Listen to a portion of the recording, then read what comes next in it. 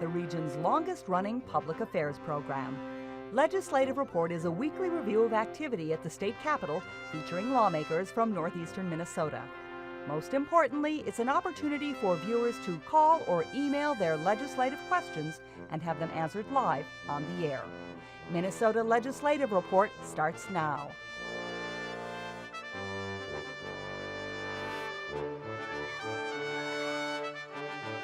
Hello and welcome to Minnesota Legislative Report. I'm your host, WDSE News and Public Affairs producer Greg Grell. Minnesota lawmakers are working hard to complete legislation in the final weeks of the 2014 legislative session. Spending targets have now been set for the final budget bills, and work is continuing in conference committees. And this will be our final show of the session and your opportunity to find out where legislators stand on some key issues.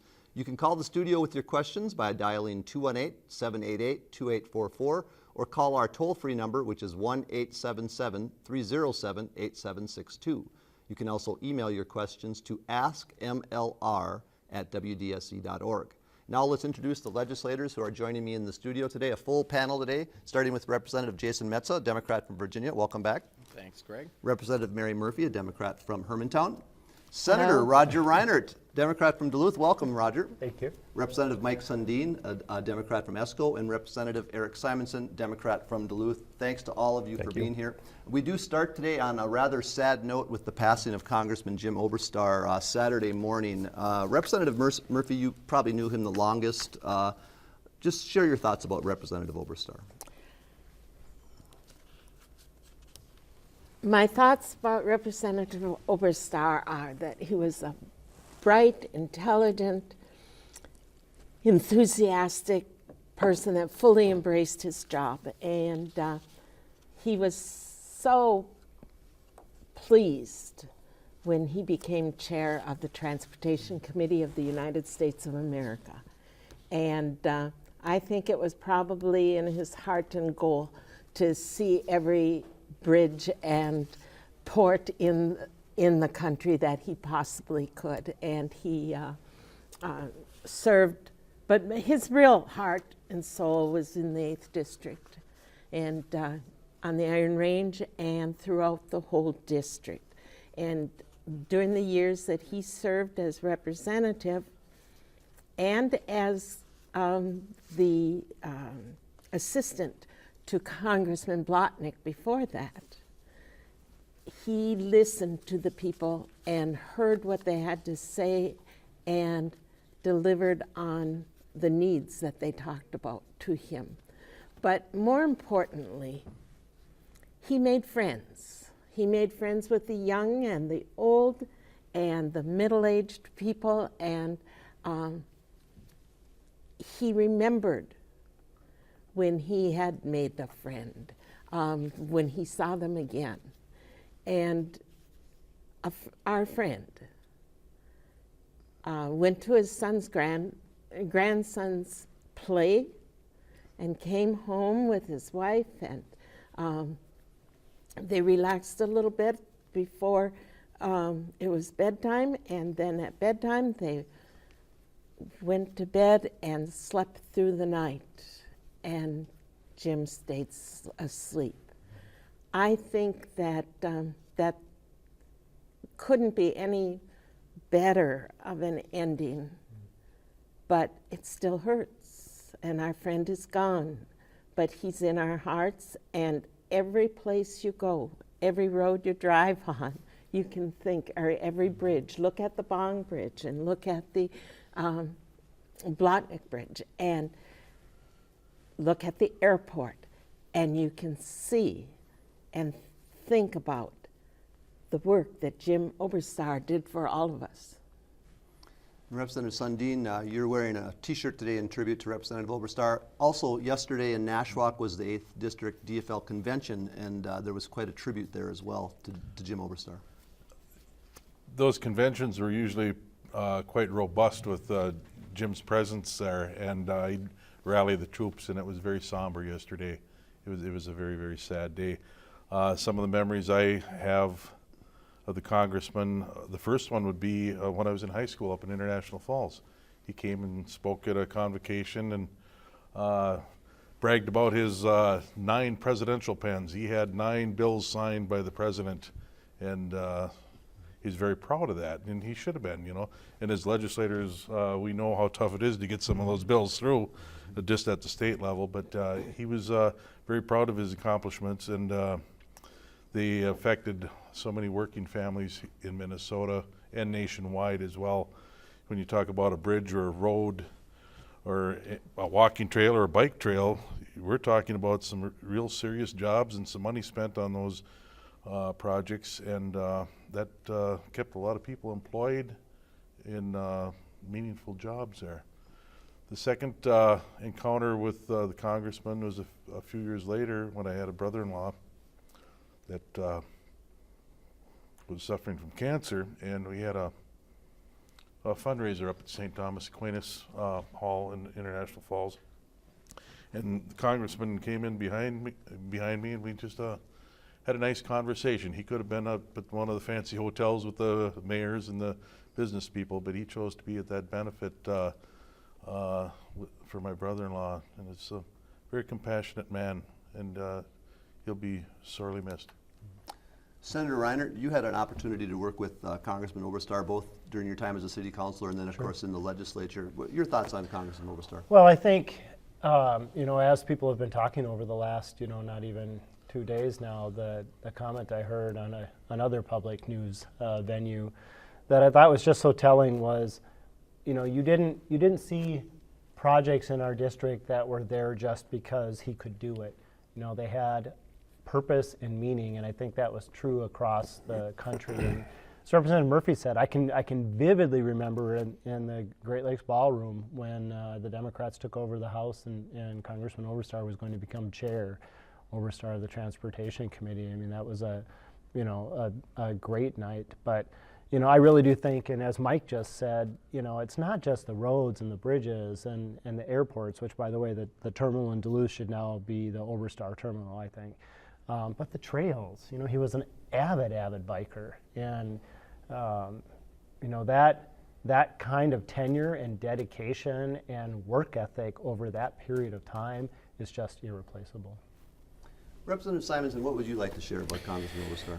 Well, there's so many different things you could share, and certainly his record will stand forever, right? I mean, it's something that will never be forgotten. But as I listened yesterday, as we got the news, actually I was on the convention floor yesterday when I first heard the news, which is a little bit surreal. But as we went through the next couple of hours, one of the things that I listened to was a speech by Congressman Nolan, who really kind of highlighted for me, beyond the record and the history of Congressman Oberstar, just the level of kindness that this individual would bring to any group, to any conversation, to any discussion, to any negotiation. I think you could always count on him to rise above the fray, so to speak. And he got things done, and he got things done with class. And I think that's, a lot to be said for that in politics.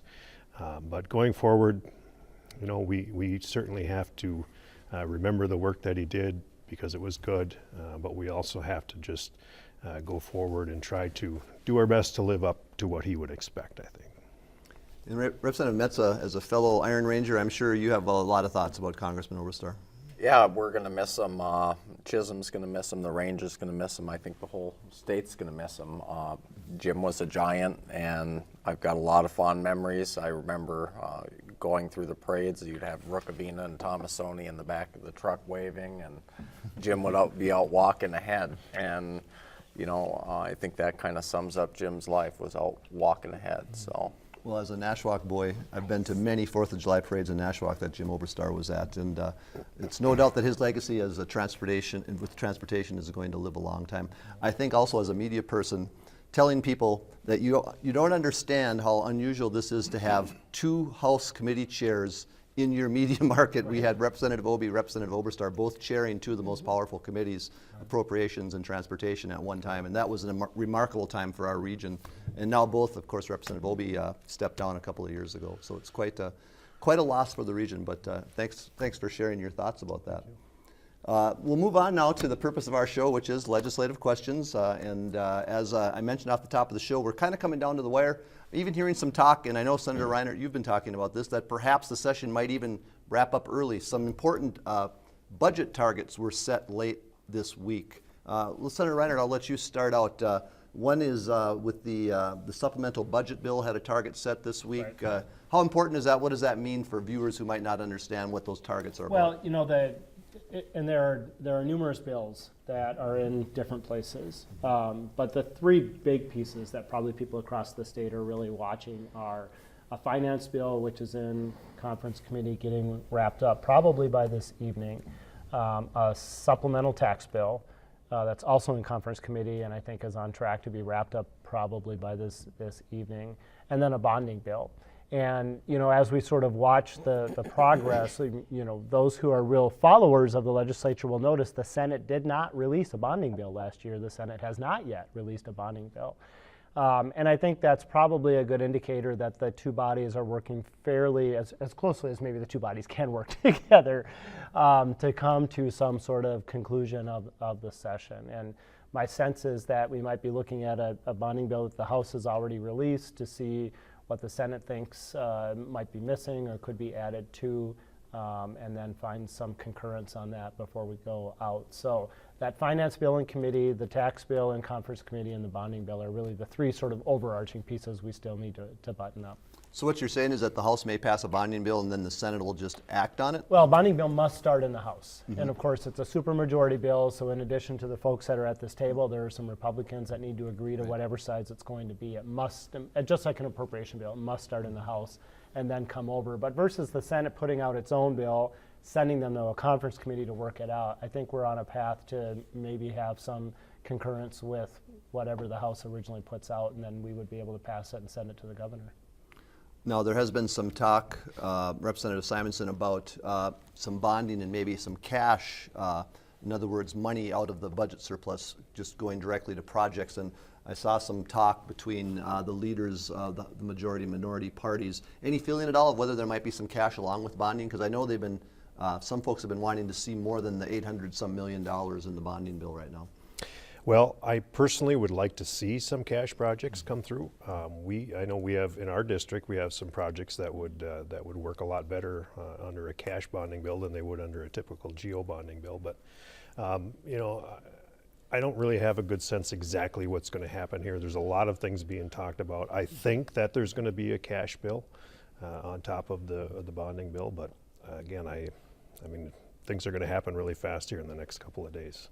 Anybody else on bonding? Representative Sundin? Yeah, I think it's important to note that there's got to be some balance, and that's what everybody's been talking about all along. Is, you know, maybe some upfront one-time spending to catch up with some of these projects that have been delayed over the past 8 to 10 years that are well overdue for attention, and more investment in a rainy day fund, and then of course the tax cuts that we've provided. That should provide good balance, but some extra spending certainly would be in order. All right. We also have a finance bill, was mentioned earlier, that's kind of going through the process. Who'd like to talk a little bit about the finance bill? What does the finance bill do? Representative Metsa, do you want to talk about that a little bit? I know we've got some property tax relief, and we basically go through and in chunks of it, I think we have a little more income tax relief in certain areas, and a lot of it, I'm not on the tax committee, so it's hard to follow. I know it's in conference right now, though. This weekend we've got some minerals articles for up on the range that I've been following closely in there as the amendments get emailed from St. Paul, and I guess there's probably bits and chunks for other folks around the table too who have been working on any tax things. So, Senator Reinert, you're on taxes on the Senate committee. Do you know more? And And Representative Simonson on the House. So again, just for the folks at home watching, they're the two different. In the supplemental finance, there's actually a little bit of additional spending from the budget surplus. If folks remember, we started this session with about a $1.2 billion surplus. About half of that went back in tax cuts, things that some were repealed from last year, others were different ones. But then there were some key areas that were underfunded, have been falling behind, as Mike said, really over an 8 to 10 year period. So there was some targeted spending, like heating assistance, like school lunch programs, things of that nature. And then related, but in a separate bill, there are also some tax provisions. So for us in Duluth, it's the 50-50 tax that the mayor's talked about and folks have heard about. But they are really, as Jason mentioned, they're pretty linked, and you can think of them together, but they'll end up being two separate bills, so two different votes. Mm-hmm. And Representative Simonson, the tax bill, we've talked a little bit about it. Anything that the viewers should know about in taxes? That's in conference now as well? It is in conference, and they meet every day. They have been meeting every day for quite a while now. And the one thing that I know is that you have to pay attention every day, or things slip out and disappear. Or show up. Or show up, right? So in other words, you make a few phone calls to something that you do thought were important? You do. Actually, yeah. I was on the phone yesterday with the tax chair, and we had some conversations about some issues, but hopefully at the end of the day that we can strike a balance, and I think it's going to come out soon. Representative Murphy? I do. You guys are very hopeful. Optimists. However, Optimistic. I don't think anything's going to happen quickly, and wrapped up in a nice little bow with a bundle with a little bows on it, and that we will be going home soon. I do not believe that. You think you'll go right up to the final day, which I believe has to be adjourned on May 19th, correct? We have to adjourn on May 19th, and I would not be surprised at that. But certainly, I do not believe that this week is going to be it. Not from the phone calls I received today. And the supplemental finance bill is not moving real quickly. They've made progress. They made continued progress yesterday, but I don't believe so much progress has been made today.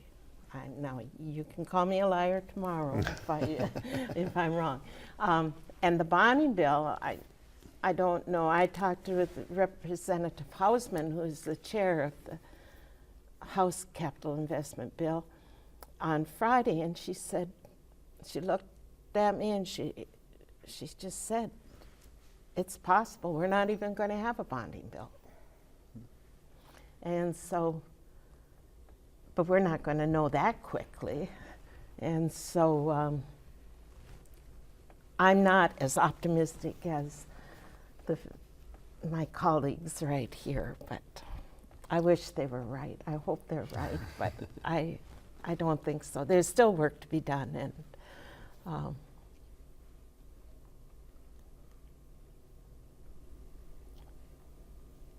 Senator Reinert, we haven't had a chance to talk to you about, you're on the Senate Tax Committee. Yes. Talk a little bit what issues that you are pushing or want to talk about as far as what's come out of the Tax Committee this year and what's being worked on. Sure. Locally, well, frankly, regionally, probably the biggest thing, and I think it's important for folks to step back and remember that the odd-numbered year is really the policy year when the legislature's in session for 5 months, give or take.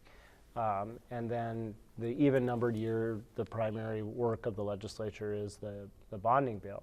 But of course, again, with coming in with a $1.2 billion surplus, Minnesota's economy headed in the right direction. I just heard the numbers the other day. An unemployment rate now under 5%, and I think we're a top 5 state in the country in terms of creating new jobs. What we did additionally this year, you might have bonding years where a tax committee doesn't even meet. You've set the budget, you've funded the programs, but we wanted to look at, were there some things we thought were necessary in 2013 to create a sustainable, balanced budget that maybe weren't our favorite things, and now we might be able to take off the table. And for us regionally, especially here in Duluth, the warehousing tax was critical. It literally put the Port of Duluth at a competitive disadvantage to the tune of 7% with the slips in Wisconsin. And that was something that was very concerning to shippers and wholesalers and the port itself. So was happy that we were able to take care of that. And, you know, and I think it helped continue to engage the state in a bigger conversation about what is fair taxation. We all want things and they all cost money. What is the best way to pay for them? Is it progressive income tax? Is it, you know, in this case it was the B2B or the business to business. And, you know, they were never ones that I was crazy about, because at the end of the day they somehow will be passed on to consumers, which make them in essence a regressive. And for folks at home, that just means, is your ability to pay tied to your income level? Progressive means it is, regressive means it's not. So, you know, the surplus afforded the tax committees in both the House and Senate the opportunity to do a little bit more work in a short session than they might do otherwise. All right, Representative Metsa, you serve on the Housing, Finance, and Policy Committee. One thing we haven't really talked a lot about during legislative report is housing issues. What if anything, was talked about, and what measures maybe came out of housing this year? So this year we made some changes basically to the bill that had gone through last year and moved some of the funding around, as last year's spending had taken place at a lot of the agencies in different places that we had injected cash into. We looked at, you know, what we could do a little bit better and where to use money maybe a little more effectively. And you know, a few of the things that I found interesting on there, especially for a rural area in Duluth here, homelessness is as major of an issue, affordable housing, and we also worked on the finances for some of the lending that was going on and some of the procedures for foreclosure and different things like that. So a lot of the policy, kind of like Senator Reinert was describing, a lot of it dry, mundane, but you're going through and trying to fine tune and tweak things in an off season, and on session also we went through and made sure that was taken care of, which basically has been to remove the statutes that aren't being used anymore and get them off the books. So, Representative But Sundin? isn't a strength of what you did was build partnerships with nonprofits in various places, so that there's some state money and some nonprofit money to build more rooms? Yeah, and we've had partnerships with the AEOA, for example, up here that affects our region. I think every one of our districts has AEOA working in it, and all the way over to Representative Ansell's district. And so when we start talking about the partnerships and stuff, we are working with them. For example, AEOA, and part of this too, looked at partnering with another local agency up on the Iron Range called Range Mental Health, and ended up putting a bonding bill in so they can co-locate at one facility, and they've got small buildings throughout the area that need some updating. So lots of stuff you learn about how things work down there in a policy year, that's for sure. Representative Sundin? I think the House is proposing an $80 million investment in housing, thereabouts. And I've been hearing from advocates that the $100 million is what's really needed statewide to alleviate homelessness in the state of Minnesota. And that would go to public housing projects, is that how it works? Yeah, and it should also be noted, when you talk about homeless people, you're talking about a disproportionate amount of veterans that are homeless on the streets, and for whatever reason, be it post-traumatic stress syndrome or whatever has affected them, unemployment, you know, whatever factors into that, but it's also a disproportionate amount of veterans that are on the streets. Well, you are watching Minnesota Legislative Report. This is your final episode this session, so get your phone calls in now with your questions like Bob from Marcel did. And Bob is wondering, Representative Metsa, why is the state paying for the highway to be moved so the mines can extract minerals? They're talking about the Highway 53 project near, just south of Virginia. Yep. Explain what that's all about. So the state pays for all of our main thoroughfares like Highway 53 when they're either going through repair or getting moved in some way, shape, or form. And the reason that this one in particular is getting done right now is because of a contract signed with the mining companies and the state back in the, it was either late 50s or early 60s. Way before even Mary Murphy was in the legislature. So I think right now it's basically come down to mine wants to expand, and we'll have some job growth because of that at EVTAC. And at the same time, we want a thoroughfare through the area to maintain. And one thing we're going to try to do differently this time is to not have land that the mining company still owns, which is the case right now. So the state's going through the process of purchasing, getting a right-of-way built, and then hopefully we don't have to deal with a relocation in the future in the same spot. Well, hindsight is always 20/20, Representative Simonson, but I'm guessing that transportation policy is not something that you would want to see the state pursue in the future, is building a highway on somebody else's land. Right, that seems like a bad policy decision to me. But at the same time, I don't know the details of what happened when it happened, but I could also see how something like that could happen. But generally, I think it's bad policy. Now, it sounds like there's been some movement, and I don't know if you've had a chance to follow it closely, Representative Metsa, but that there's some developments and perhaps they're getting close to that final routing of that. I know that's been a very controversial issue on the range. Yeah, Highway 53 rolls through my office at least once a week in St. Paul, all the way from up here. There's been a lot of little changes here and there, meetings going on with Cleveland Cliffs and RGGS, some of the mineral owners there, and the Minnesota DOT. And they are finding a lot of little things that they can eliminate out of the process as they go through the routes and the route selection. And so we're hopeful that it gets through either the E1 or the E2. All right. Senator Reinert, we've talked quite a bit this session with Representative Simonson about the synthetic drug bill, but I know synthetic drugs is also an issue that you've been pushing. The Senate, I believe this week, a version of the bill passed through a committee, hasn't passed the full Senate yet. Where's that at in here? Well, Ed, yeah, thanks for the question, Greg. And first of all, I just give a ton of credit to Representative Simonson, who, in his role chairing this House subcommittee focused on, they spent the entire interim traveling the state and looking at the issue. And the bill that he has authored and that I'm the companion author for in the Senate is a reflection of the work that they did. In the Senate, in the legislature, you learn to find homes for things in as many places as you possibly can, because it increases the chance that it might actually happen. So we had actually a Health and Human Services policy bill that passed off the Senate floor on, I think it was Monday, it was early last week, that contained, I would say, about 2/3 of those recommendations. And a couple of the big pieces were, the struggle we have, and folks can have the living room conversations about whether a part-time legislature is a good or a bad thing, or what the strengths and weaknesses of it are.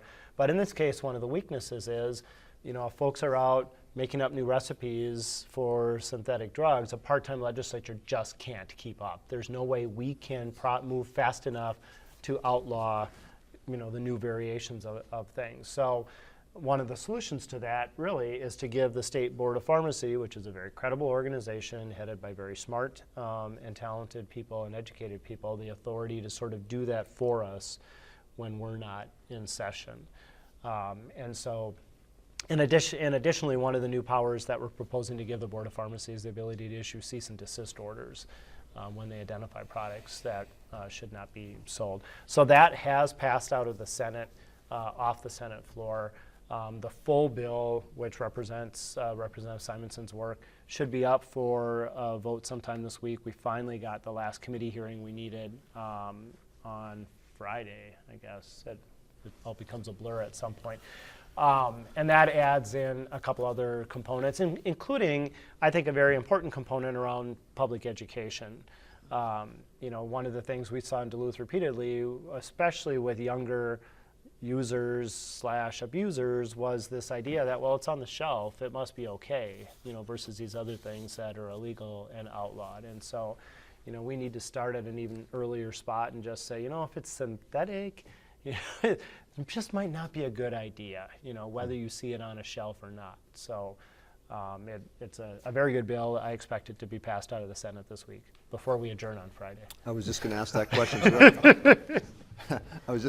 question. So Representative Simonson, I imagine you'll be on the conference committee. It'd be a pretty big upset if you weren't. So are you pretty optimistic about this getting approval by the end of the session?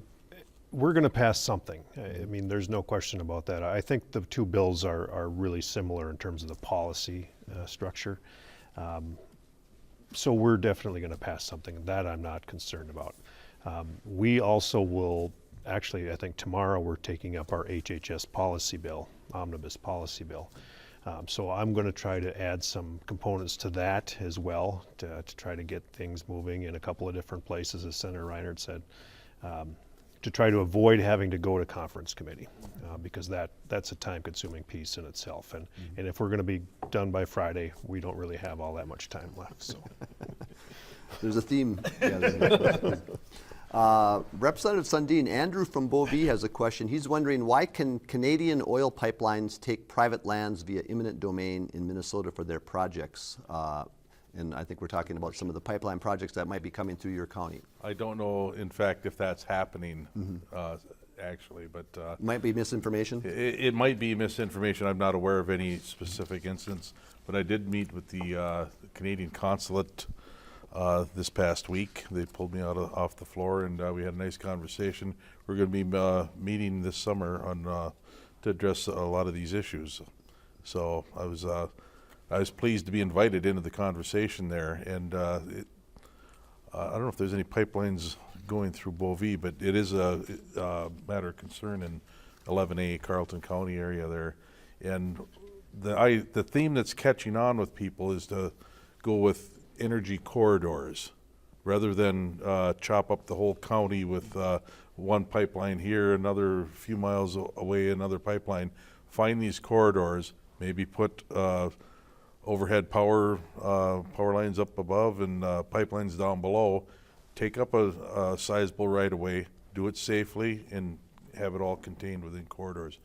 And hopefully we can move in that direction. It seems to make sense with the energy companies, and So they're on board for that idea, as far as you know. there's conversations to that effect with all the utilities. Yes. All right, Representative Murphy, you may know the answer to this. If not, somebody else may. Sue Ellen from Goodland is wondering, what's the status of unemployment extensions for the long-term unemployed? Well, that is pretty much a federal issue, and we don't. It's not up to you. have a say. No. Not up to you. Representative Sundin? There's good news on the unemployment or the employment front here, as the Senator pointed out. The unemployment rate is like 4.6%, one of the lowest in the nation. But there's 2.8 million people working in Minnesota right now, and that's more people that have been employed in the state of Minnesota ever. So things are pretty good. But if you're out of a job, Right. it's still. It's not. We've got work to do. And it is a federal issue. Senator Reinhardt, you weren't here last week, and we didn't have a chance to ask you about this. The Senate passed a bill banning online lottery ticket sales, the first in the nation. Talk about that, what that was all about. Well, there's just, I think, member concern over how easy and accessible do you want gambling to be.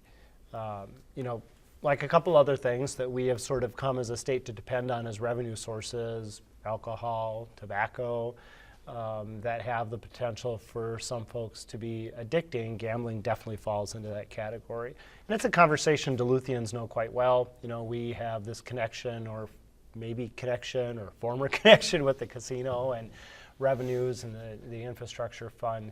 And I just think that members you get bills because an individual member thinks it's a good idea or because a lobbyist thinks it's a good idea. And in this case, we had, at least in the Senate, I know several members who were just like, I don't want to see lottery tickets for sale at the pump when you're buying gas. They wanted a little bit more space between the individual and a purchase. If you're going to do it, you need to sort of make a conscious effort to walk in and buy a paper ticket. So I don't think it was any more complicated than that.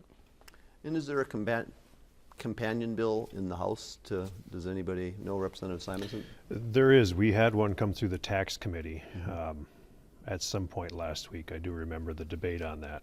And Senator Reinhardt's points are the same points that we discussed. But on top of that, we also talked about the fact that, you know, there was a lot of discussion about whether or not the lottery actually even had the authority to make the move that they did to online sales. And one way or another, if this is to pass, it's certainly going to clarify that, the legislative intent. So I had read about some gas stations in the Twin Cities, you could actually buy lottery tickets at the gas pump. So that was part of this legislation would ban that? Right. As well as online sales. And, you know, the lottery's counter was, this is where people who want to gamble are going, to video or online. You know, do you want to not be a part of that market? And that was the conversation that happened in the Senate and sounds like happened in the House as well. And, you know, I think the legislature's response at this point, at least now, the Senate officially, is not yet. All right. Some of the arguments that we heard regarding that specific issue was if you've got a teenager in the house and that teenager grabs your credit card, goes online or goes up to the pump and buys lottery tickets and whatnot, there's no way to verify their age.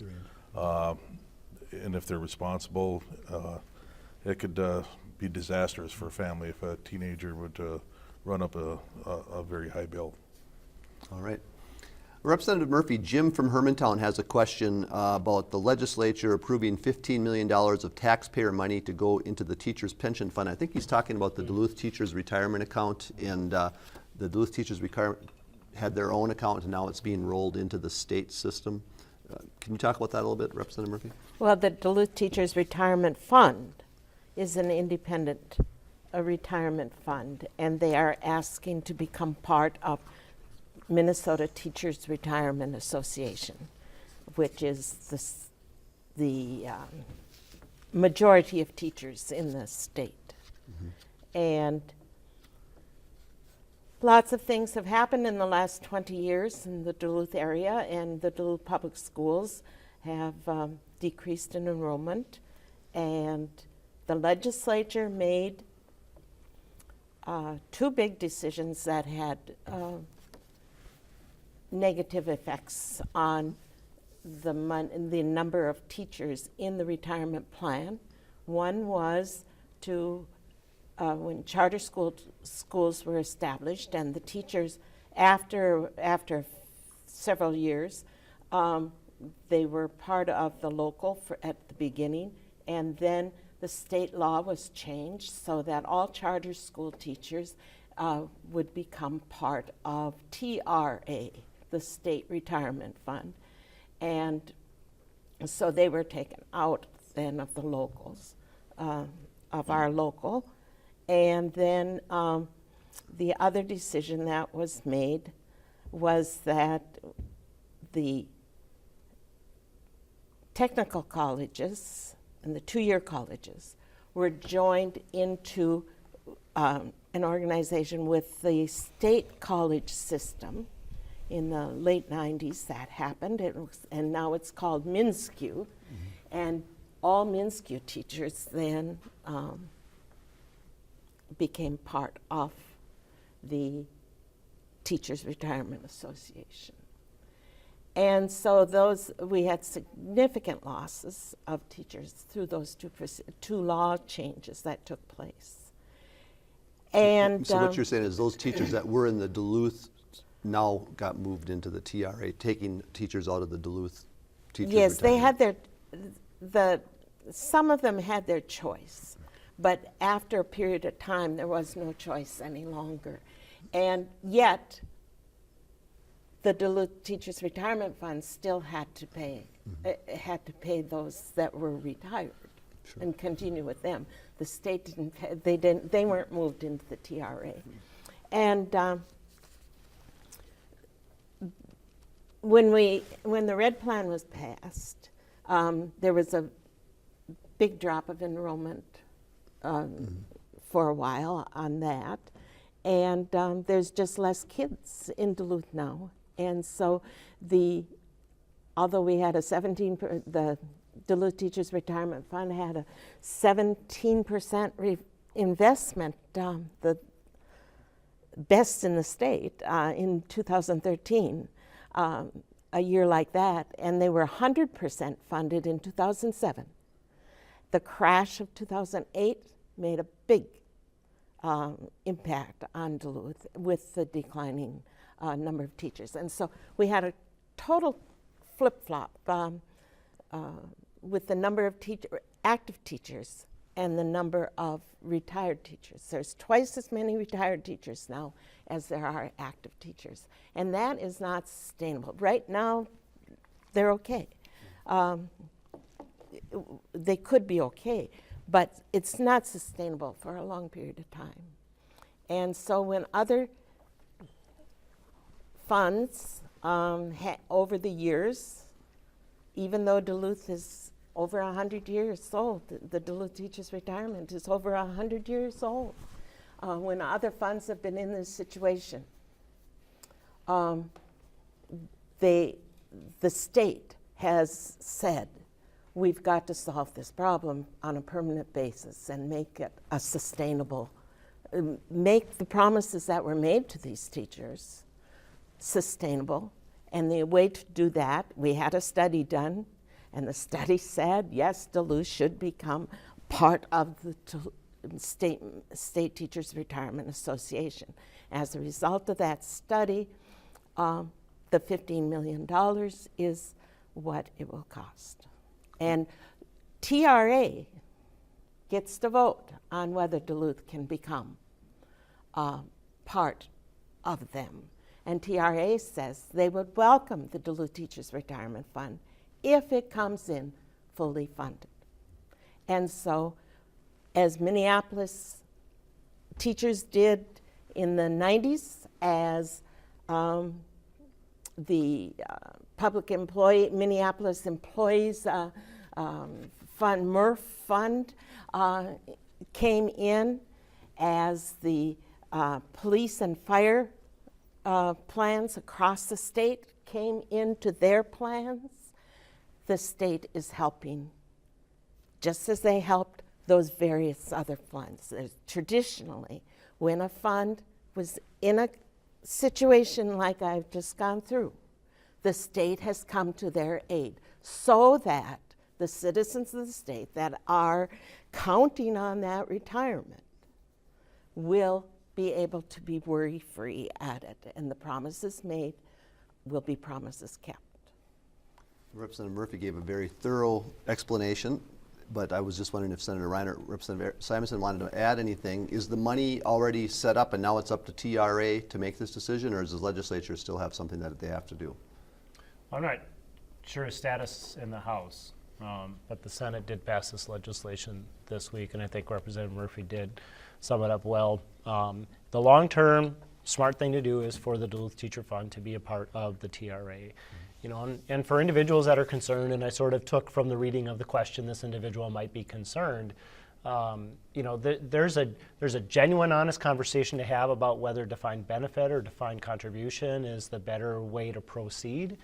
But that's not where we're at. There was a promise made, and the promise is to be kept. And you know, Representative Simonson, before he was Representative Simonson, and before when I was on the city council, we went through this very difficult conversation at the city of Duluth level. So it's not like this is an unknown issue. But you know, Representative Murphy really did highlight well. You know, I think just last year we were talking about police and fire across the state of Minnesota, and it was a figure substantially bigger than this one. You know, that it's a part of trying to make the smart move over the long term, but in order for them to come in fully funded, which is only fair to the rest of the folks in the TRA plan, that $15 million is necessary.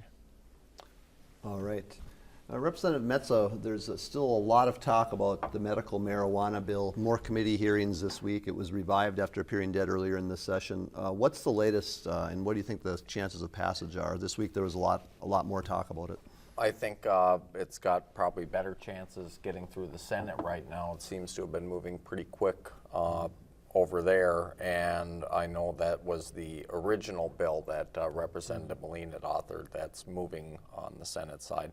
And on the House side, we've got a altered version of that in which law enforcement, the governor's office, and Representative Moline have gotten to what they deem as middle ground that would basically create a study that would be created to look at the effects in a clinical test trial.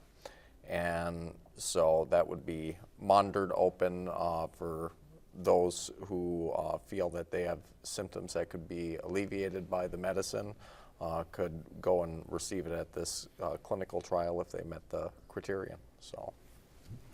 And Representative Murphy, you have not been a fan of the medical marijuana bill. This latest one is talking about only liquid or pill form. Would that be more acceptable in your eyes? I don't know. I have information that has come to me that said that what they're proposing is unworkable, but I haven't seen anything in writing yet, and so I really want to study that before that happens. But my question's about what happens. It's still federal law. We're not changing federal law in any way. We can't change federal law. Federal law has to be changed in Washington, D.C.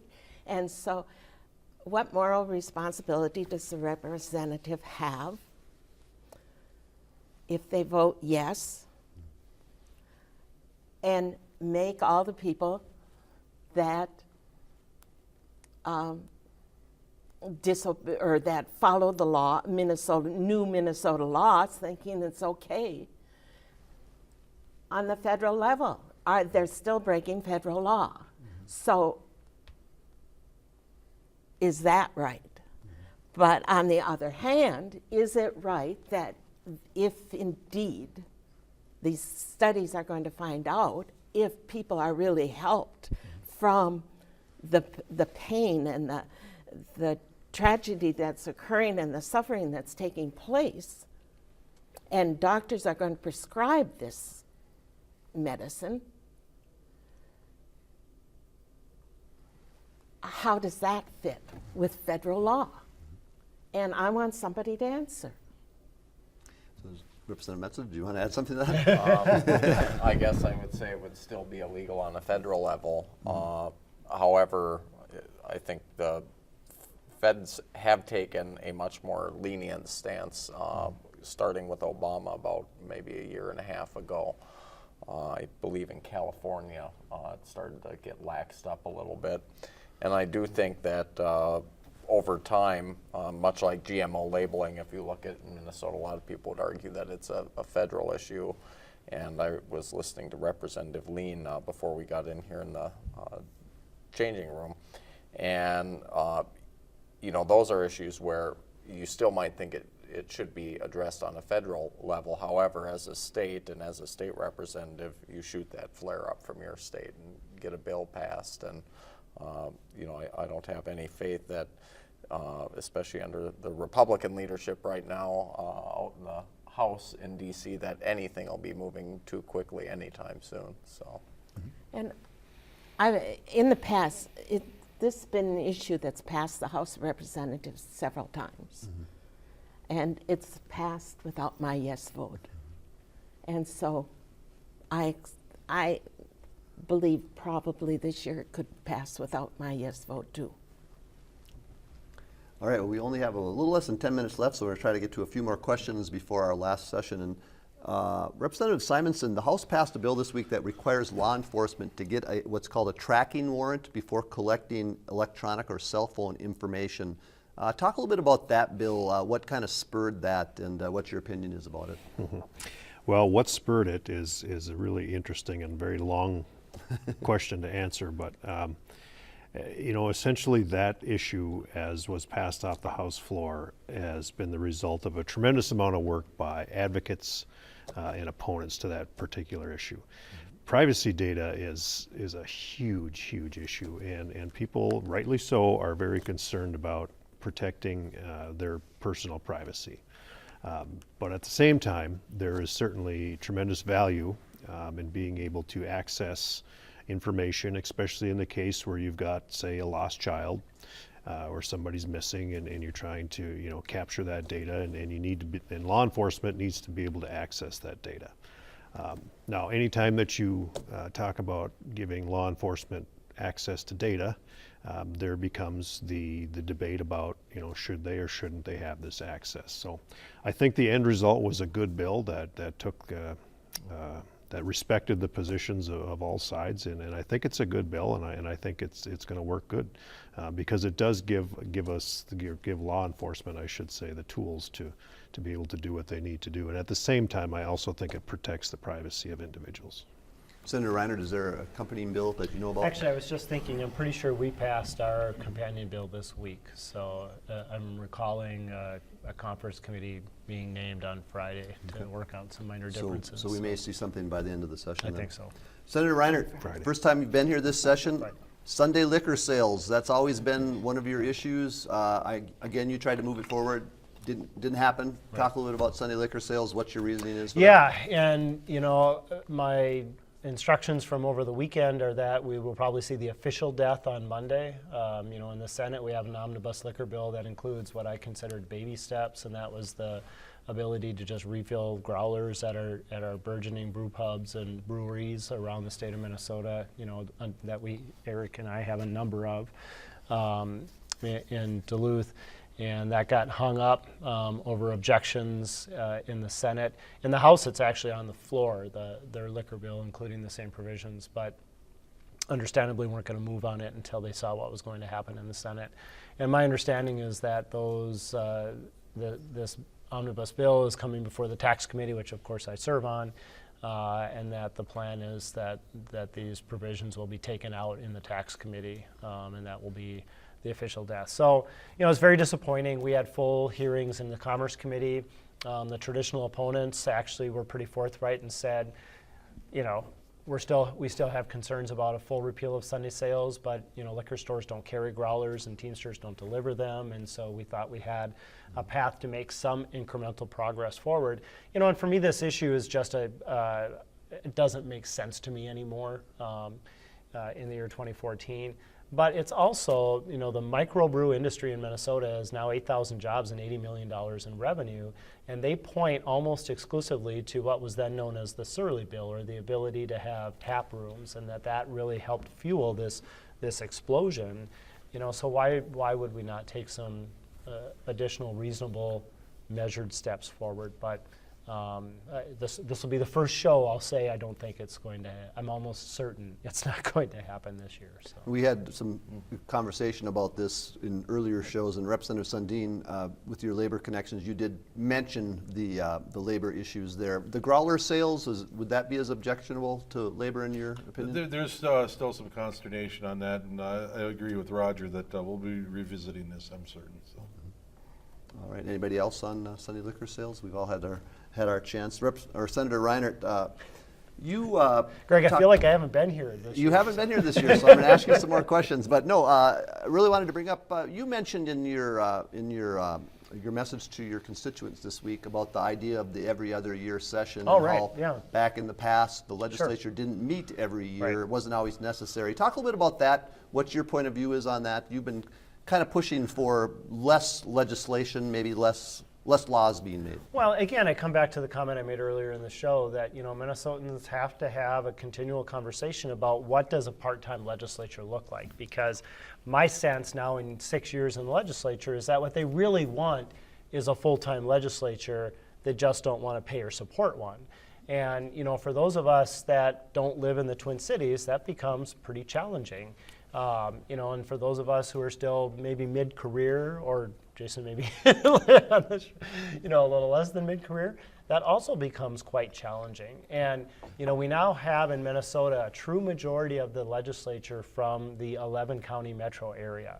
And for those folks, it's a little more doable. They can still go home at night. I see people all the time that are maybe on the phone doing some of their work. They stop in at their office before they come to the Capitol. Well, no one at this table gets to do that. It's you leave your job for an extended period of time, and then hopefully your employer is like, well, great, 5 or 6 months later, glad to have you back. So one of the things that I was talking about there, so generally, I really, and I'm not somebody who would want to serve in a full-time legislature. That's not part of how I think about my service. But I do think Minnesota is at a point where that decision needs to be made. What is it that we really want?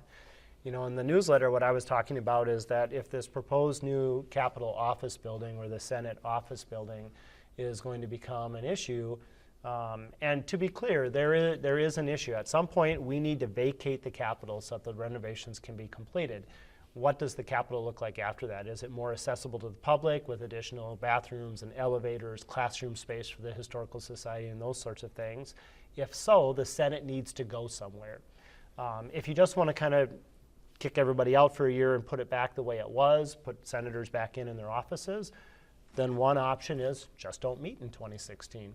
You know, go back to the pre-1973 model of we only met every other year. I mean, it's out of the box, but it's a possible idea.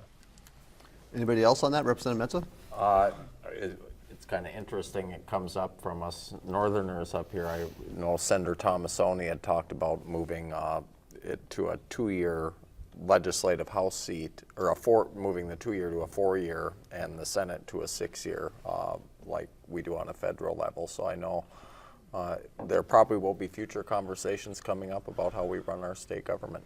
Representative Sundin, we have less than a minute. I didn't realize it was a part-time job. I tell you what, I'm down there quite a little bit and busy all the time, but the other solution would be to move that capital to Moose Lake.